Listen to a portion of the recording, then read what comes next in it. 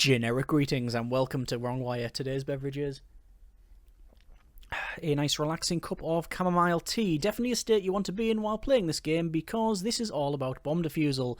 This is another video game prototype as part of the Crystal Ace Fail Masterclass, a series of game releases and videos where they detail what they've been working on, what worked, what didn't work, and I guess ultimately why they ceased production on that project at the time.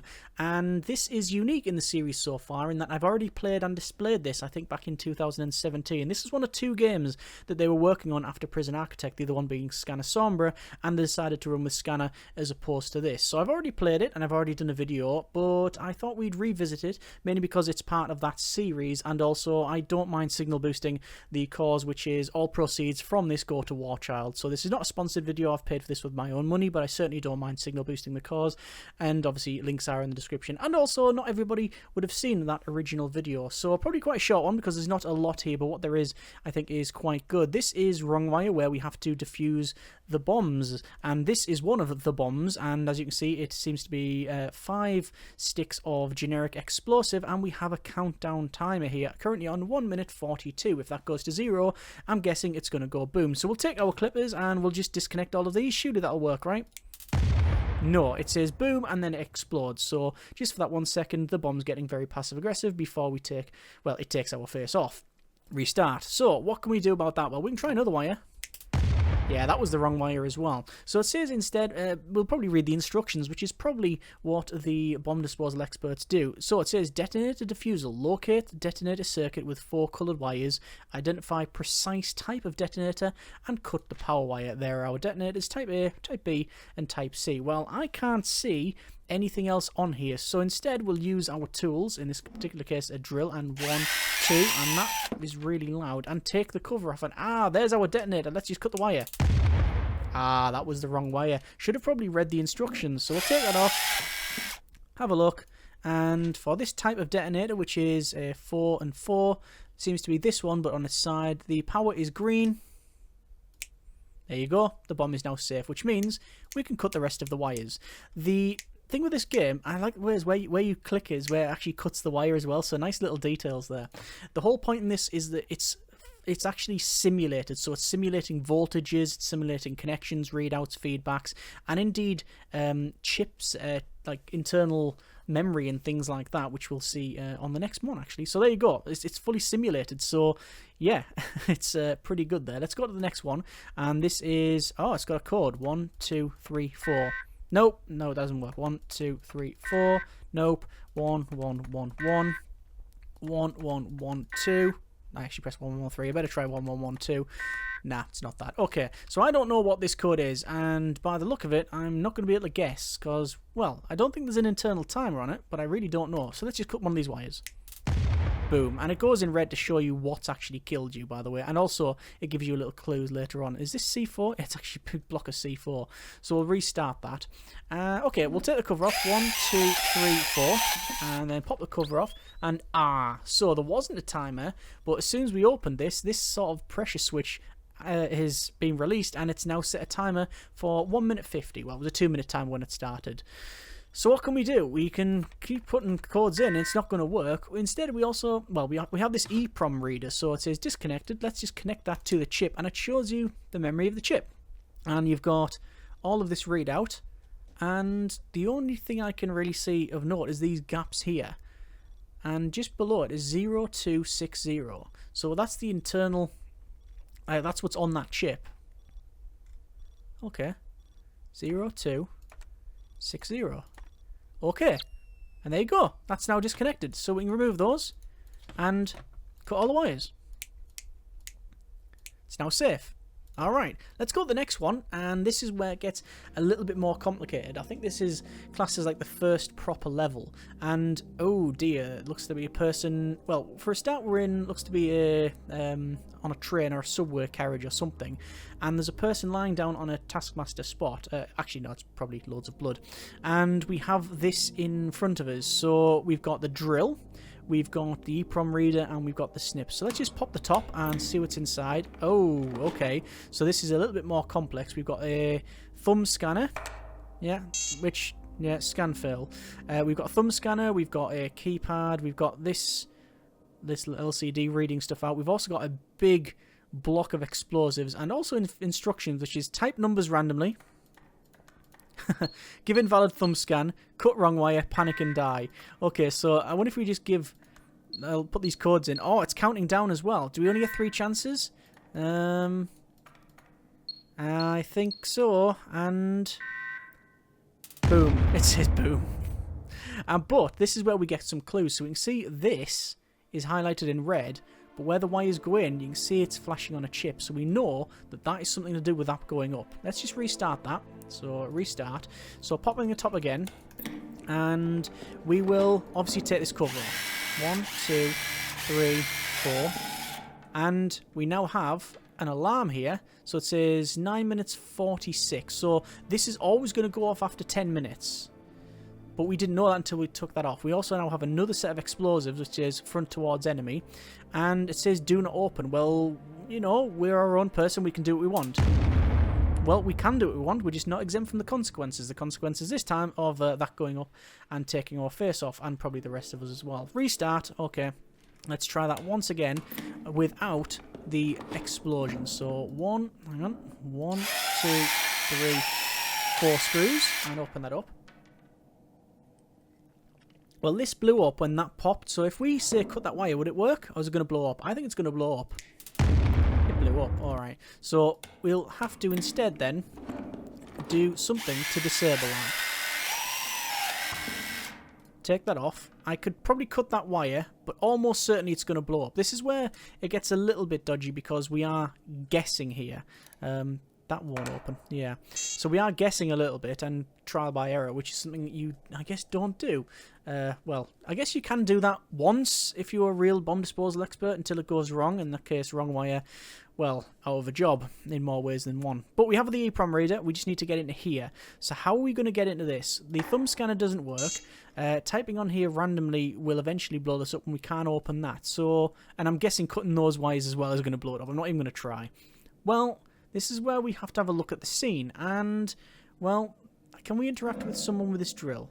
No. Can we interact with someone with... oh, with the snips, yes. So we can use the snips, and, yeah, we've literally taken his thumb off. It's a little pill by the look of it here, but we'll use that. Oh, hear the squidgy noise, and that is accepted that, and we can now open this up. Alright. So it says enter code. So we now have... this opened up, and you can see all the circuits. There's an individual circuit there for the thumb scanner. There's one down here for this bomb, which is connected up to the top for, you know, all of this one as well. So lots of tamper stuff. By the way, when you mouse over certain things, you can like zoom in to that particular bit and then space to reset. And that's opened that one. So I'm not going to snip these wires. Yeah, opening this has triggered that one as well to put the code in.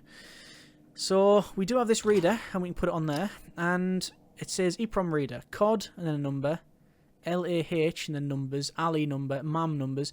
So these are different codes that I'm guessing will be accepted. Well, the only other thing we can read is that one, and it says like ALF.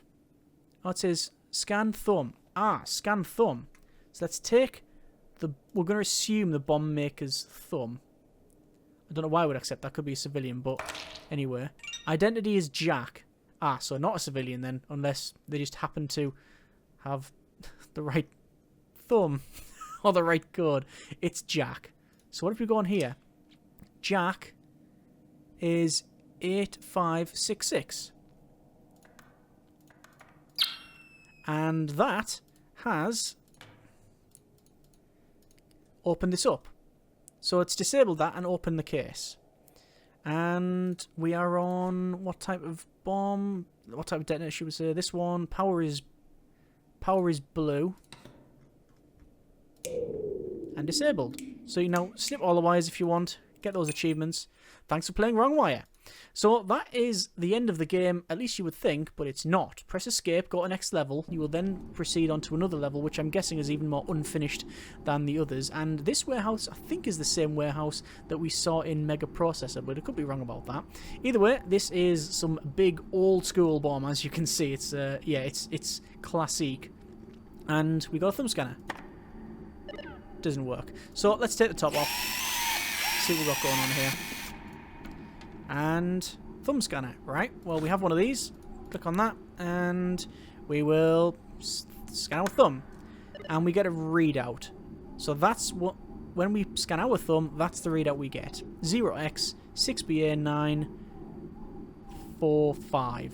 Well, we have another piece of equipment, and this is the EEPROM tool, which we can put on that, and now we can reprogram this thing.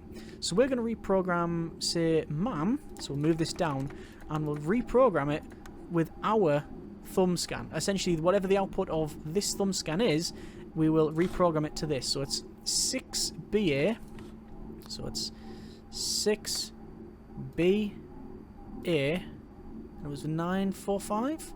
945. Alright, so we've reprogrammed that. Let's take the tool off. Similar for that one. We'll take the tool off, put it away, and press that. Accepted, and there we go. We now get to the next stage, which the whole front's coming out, and we'll have another look around. I'm not seeing anything around there, so it just seems to be that front bit. So we'll have a quick look what's on this front bit. We have different colours. Ah, so it's Simon. There we go, didn't take long. We got those vacuum tubes lighting up as well, and that slides back, and we have the internal workings of this. I wonder if cutting those wires would have blown this thing up. I don't really want to find out. So we've got all these laser bits, and assuming if we cross them with any of these tools, like try to do there, like if we try to clip one of these, which this one is green. Ah, looks like we can actually successfully do it. Okay, I'm going to assume that this is, as I said, the unfinished part. More unfinished than the rest of it, you understand. So yeah, I'm guessing that if you trip that, it would make it blow up, but it being unfinished, yeah, not so much. So there's all the lasers removed, and I've noticed there's a Dr. Strangelove there? Yeah, there he is, hanging around. Okay, this little picture there. So we've got this one diffused down the bottom. We'll have a look at that one. It is the type... It is type C, so power is blue. And then this one over here. Someone's really hammering on the roof. This is power red. And there we are. That is the bomb. I don't know what all those noises are all about. But yeah. That's that diffused. And that is literally what is left. Next level just takes you back to the start. That's Wrongwire. That's what it has. It's a shame they didn't continue on with it, because I think it's all here, really. You just need more of it. Although, like I said, I think the two main reasons why they ceased production of it is, A, it doesn't look like any of their previous games, which, fair point, well made. It's more realistic. And secondly, it took a lot to do, because it's all simulated. Like I say, all the voltages, all of the chip memory and things like that. It would be...